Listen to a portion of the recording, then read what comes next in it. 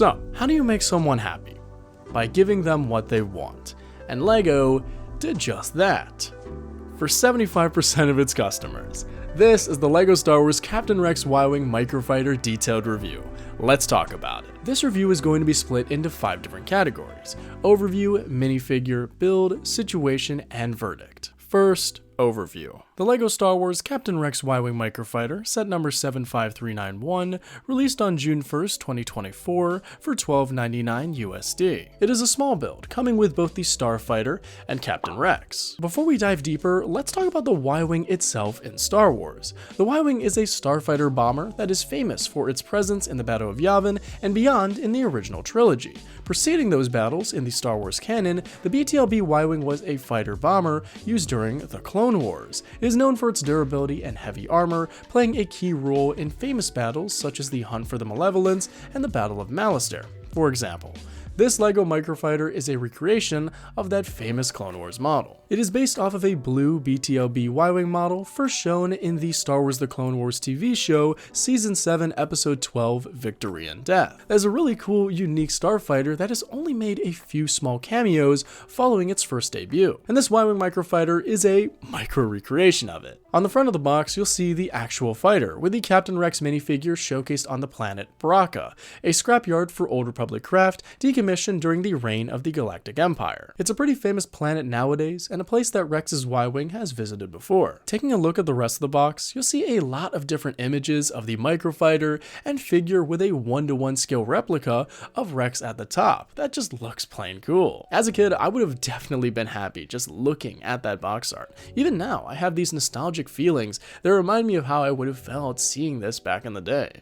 It's a nice box. After opening it using the thumb tab, you'll find 3 numbered bags and a cardboard box containing Captain Rex's pauldron. The set itself is only 99 pieces, which I thought is a small amount given how large other LEGO sets are nowadays, like the mid-size battle scenes and even up to the UCS builds. But after building it with only one hand for a challenge, yeah, I underestimated it, for sure. On average, the build should probably take between 10 to 20 minutes to finish, so it's a fun little thing to do, and then you get this nice, finished starfighter with an amazing minifigure. And speaking of which, let's first talk about that minifigure. Leaving aside the situation regarding him for later, that Captain Rex figure is simply amazing. There are so many aspects of him that I, as someone who hasn't built LEGO since around 2011, am shocked by. The details from head to toe are just incredible. First, let's talk about the helmet.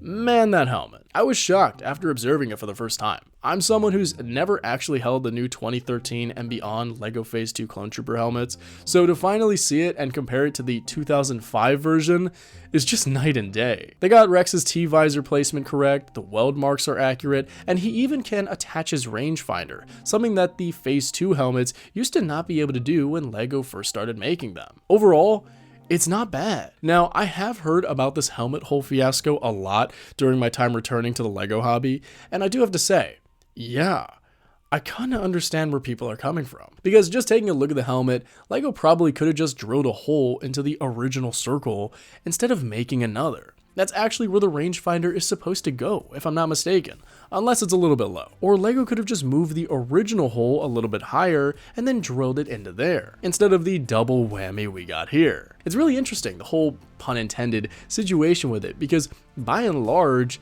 this helmet is literally perfect, besides that small nitpick. Overall, I don't think it's a complete deal breaker or anything, especially for this being in a $13 set. However, for the other, more expensive $650 option that Rex was in before this set was released, that's a bit different.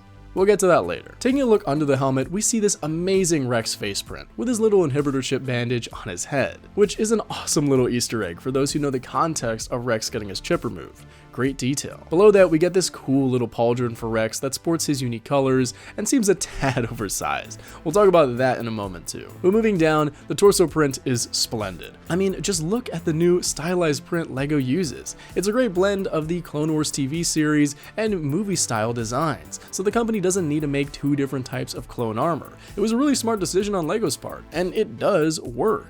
It looks great and doesn't force them to confusingly produce 2 sets of armor in the future. The ammo pouch pouch does look a bit oversized compared to the Clone Wars Rex armor variant, which is my preferred version of Rex, but it is accurate to the live-action Ahsoka Rex, so that's something to note if you prefer one over the other. But I gotta talk about this feature, the arm printing. I mean, wow. Back in 2009, we used to have to pay $50, which adjusted for inflation is possibly $100 of today's money just for clone troopers with arm printing from custom sites with waterslide decals. And although there were absolutely amazing figures from awesome companies, it's so nice to see LEGO is improving on its own print quality. The arm printing is welcome and stellar. It goes from one end of his wrist all the way to the tip of Rex's shoulder. It's really awesome quality. Rex also sports these new pistols that I've never seen before. They're massive, but also pretty cool. On top of that, the details are just impeccable. There are little imperfections in the paint to show Rex has fought many battles, and you can see that little elbow guard that in the Clone Wars is sometimes attached and sometimes detached depending on the episode. It's really cool stuff. Again, arm printing is something we rarely saw LEGO do in the 2000s, besides with a handful of figures. And this is my first LEGO made arm printed figure, and I'm genuinely so happy about its print quality. And man, it doesn't stop there. Not only do we get great arm printing, but we also get fantastic leg printing. Again, something I'm not used to. And even then, boot printing. What? It's so funny seeing LEGO go that extra mile for boots. To me, that shows the LEGO designers really want to satisfy the clone lovers by adding in every detail we used to pine for when we were kids. The new clones truly are stellar in a lot of different ways. They took design elements from our favorite custom figures, such as the all-white figure base representing the armor, and then adding Legion color touches to them, such as with Rex or his 501st Troopers. They just look so much cleaner compared to before, and I really dig it. Starting from 2020 with the 501st Battle Pack LEGO released, we've been living in the Clone Golden era. And we haven't seen this many Clone Trooper sets like this since early on in the Clone Wars days, such as the late 2000s and early 2010s. Back when YouTubers used to have these small tutorials to customize our figures to look just like their TV show counterparts. We used to jerry-rig them together with Sharpie and paint, and they would oftentimes turn out not like what we saw in the Clone Wars, but we were certainly proud of it. Like, this is a Clone Wars Airborne Trooper my best friend made for me with custom armor and a knife when we were kids. Growing up with LEGO was awesome. I literally met my best friend of today because of it all those years ago, so it's definitely made quite the impact on me. And when we were kids, perfection was definitely not expected. If the figure looked cool and somewhat like what we saw on our old, oftentimes blurry TVs, that was good enough. But now, since times have changed and LEGO and life have gotten more expensive as of recent, and many sets are tailored toward collectors, people are definitely pickier with their purchases. And small imperfections here and there can be a bit frustrating, such as the printed waist cape thing. It's definitely a new one that many people are not very fond of. Even I don't really understand why it's used, besides probably for ease of play for kids, which makes sense for a set like this, but not for what Rex was originally shipped with, the UCS Venator, back in 2023 when he was unveiled. A set for adults. Like others have pointed out in the community, it does seem like something is missing on the sides of Rex's legs, because the printed waist cape just looks like tassels hanging from his armor.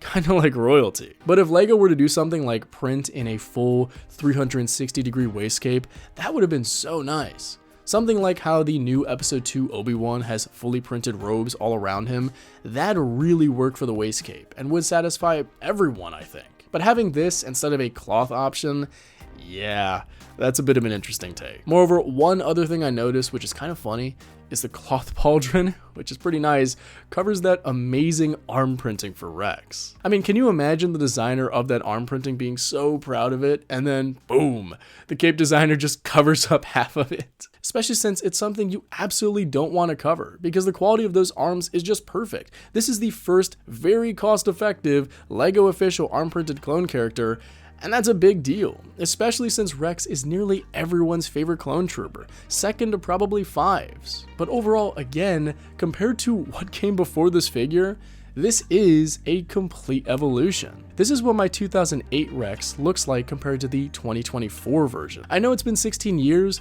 but wow, that's a dramatic change. He now has leg printing, arm printing, boot printing, heck, even the quality of printing and the new blasters are a complete upgrade. Moreover, here's my old amazing Captain Rex minifigure from Clone Army Customs. And you can see so many things that LEGO started to implement, such as, like I said, the all-white base figure and boot printing. Plus, that amazing arm printing. Overall, this is a figure that deserves a lot of praise for the evolution of LEGO, but of course, it does have some interesting issues regarding specific decisions that are a give and take. Next, let's talk about the build. The Y-Wing is quite tiny, especially compared to what came before it. That by no means is a bad thing, but it's just funny how it's actually a pretty sweet little build that just fits Rex in it like those toy cars we used to ride in as kids. That's kind of how I see these microfighters. They're great for kids to get their favorite minifigures, and they get to build something reminiscent of their other toys. Now with that said, even when I was a kid,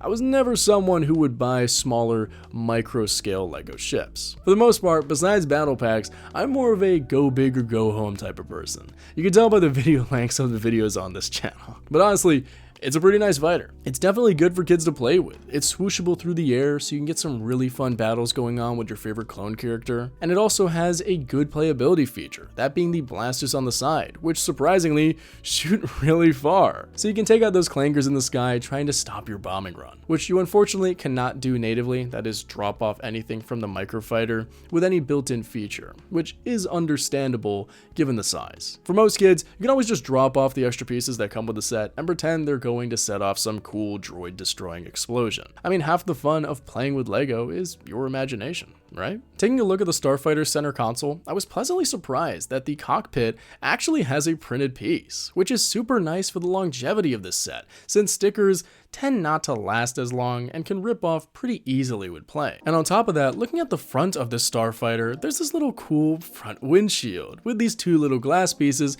that are pretty sweet to me. It's literally like those toy cars. Now, to my surprise, building this little set was actually pretty enjoyable. I've never actually been someone who likes the build process of LEGO. At least when I was a kid, the focus was just on making whatever cool set we got and then producing some awesome base with the new figures we purchased, mocks and such, those types of things. But now that I'm older, no.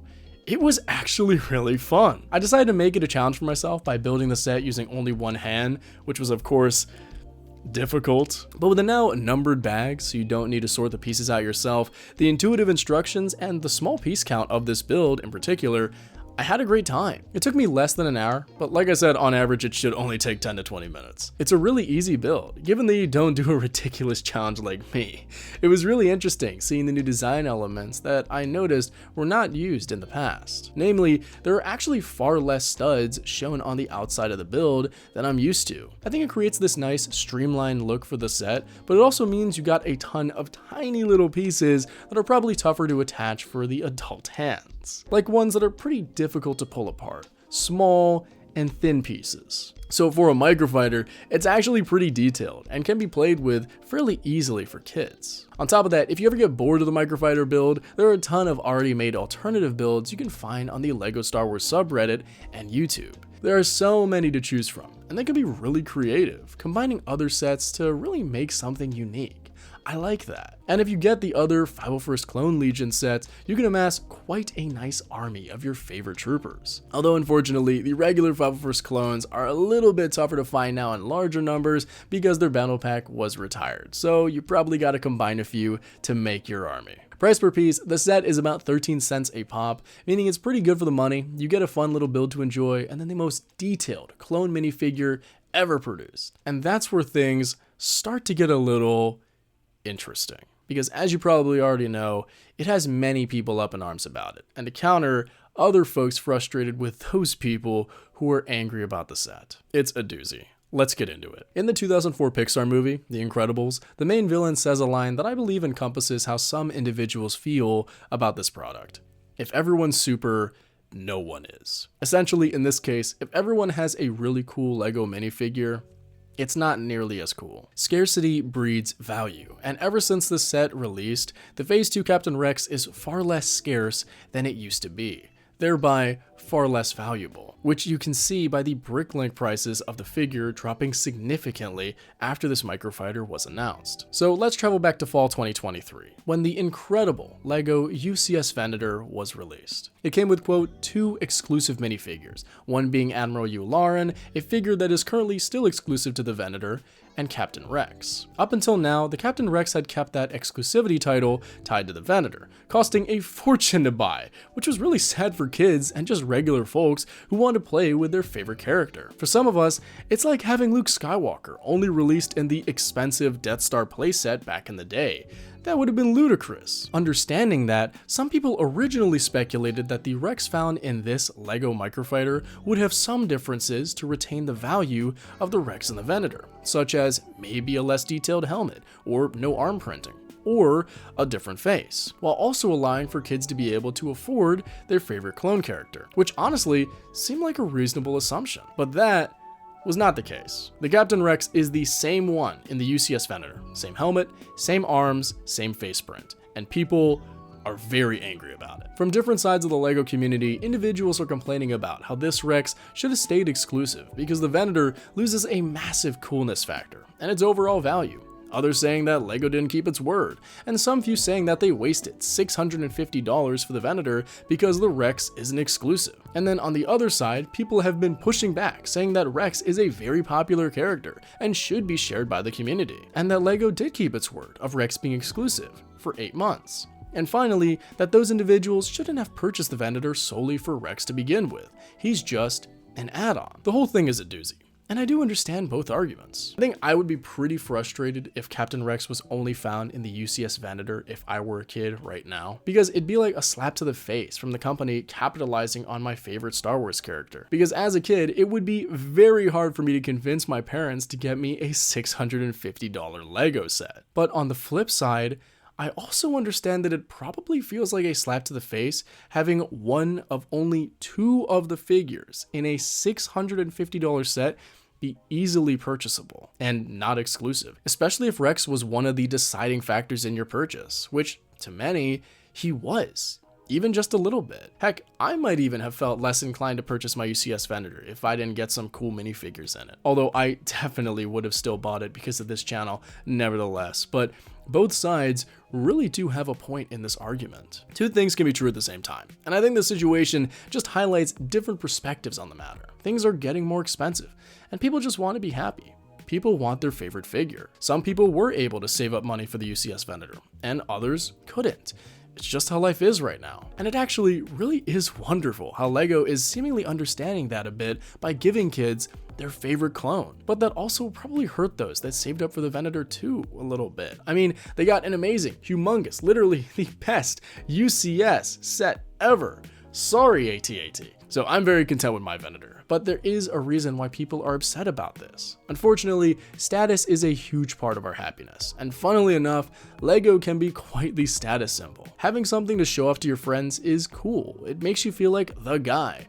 I know it sounds funny, but it's true. Even as kids, we wanted to have something awesome to show off to our friends. Perhaps not as a way to say I'm better than you or to be arrogant, but to show that I have something cool that I want to show you. And as adults, we are oftentimes still like our kid selves. So this Rex figure probably was like that for some people. And if you saved up for the Venator for months maybe, you probably feel a little duped by LEGO because your Rex is now worth $13. You see what I mean? 2 things are right here. The Rex Microfighter is amazing for everyone to be able to buy their favorite clone captain, my favorite clone.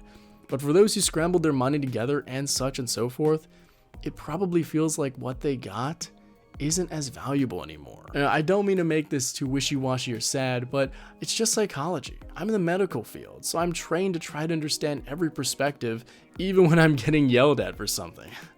I hope I'm making sense though. I think with hindsight, the best solution would have been for LEGO to have made a decision to not get everyone so hyped up for Rex to begin with in the Venator, or to put many other figures in the UCS set for people to be happy about too. Something like adding that amazing Fives figure from the Boarding the Tantive set put into the Venator, as well as multiple 501st Troopers, and an arm-printed Anakin. Something like that. And also explicitly stating that the Rex will not stay exclusive. so that people don't feel duped. Or heck, they could have just made 2 different Rexes. Given how frustrated the LEGO community has been with this situation, I would have suggested to simply make the Rex in the Microfighter exactly what it is right now, but have the Rex in the Venator not have the printed waist cape, and instead rock a cloth one, in addition to possibly even having no helmet holes, so a new mold just for him. That way, everybody wins. That's really what customers want, and that's what companies want too. Because if every customer is satisfied and wants more from the company, then that business can keep producing wonderful good products and maintain its solid reputation,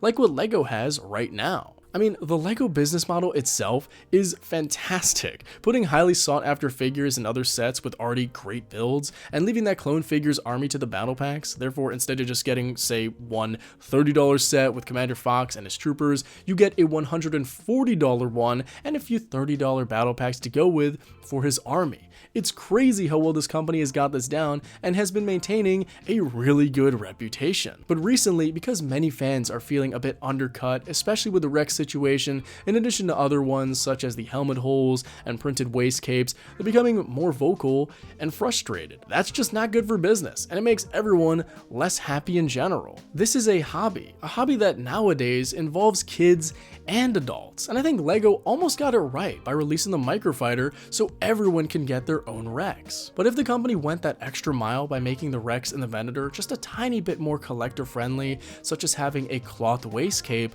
adult collectors would have a much better attitude toward this set and collecting in general. Because yeah, I get it, a lot of people are tired of the helmet hole arguments and the like, but I believe it comes from a good place. These people just want to be happy with their purchases, because we're just trying to survive here. Everyone wants a piece of the pie, and you all deserve it. The real question is though, will LEGO concede and moving forward explicitly state which figure is exclusive and which isn't, so to not anger the vocal minority? Because the vocal few probably still represent a large part of the sales LEGO makes annually, and the company probably doesn't want to lose them due to bad faith. So we'll see what happens, but this hobby is for everyone, and we should praise LEGO for what it does right, which is a lot, and also critique it when it doesn't get things so right, which isn't too often. So I'd say voice your opinion, allow yourself to be heard, and then allow others to do the same. No matter what side of the debate you're on, everyone deserves an opinion.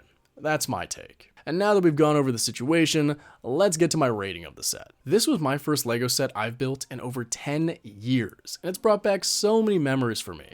Back in the day, my dad and I used to take this big baking tray and sort out all of the pieces onto it. We built everything from battle packs to the massive clone gunships. I really miss this hobby, and this set made me realize that again. Overall, I think this is a nice little LEGO fighter. It sports a lot for very little. The clone trooper everyone wants, plus a little accessory build. I understand the issues people have with the figure, and I also don't think it's perfect either. The double helmet holes are a little strange, in addition to the printed waist cape, plus the pauldron covering Rex's arm printing. But that arm printing, the rangefinder attachment, the printing quality, the boots printing, etc., are all amazing. Personally, I'm fairly happy with this set. Even as an owner of the UCS Venator, this little thing is awesome. So looking at things now, I give the set a solid 9 out of 10. It really is one that most folks should purchase, and I'm sure most of you will. LEGO really has made a lot of people happy with the set by making a key character with his awesome prints easily accessible in a less costly product. The only misstep was potentially hurting loyal customers who truly love the company and its products. It's just gotta find that sweet spot between making highly sought after figures more accessible while also maintaining good faith with deeply loyal customers. And I think the company gets it now. LEGO is definitely learning, just as we are. Because just like I said in the beginning, if you want to make someone happy, give them what they want. And that was my detailed review of the Captain Rex Y-Wing Microfighter. I like this thing. It's fun to play with and comes with an awesome figure. Be sure to let me know what you think in the comment section down below, and stay tuned for more. My name is Cyrus. It's spelled like Cyrus, but not sexy Rooster. Just take out the tur. Thank you very much for watching, and I'll catch you guys in the next one. Peace.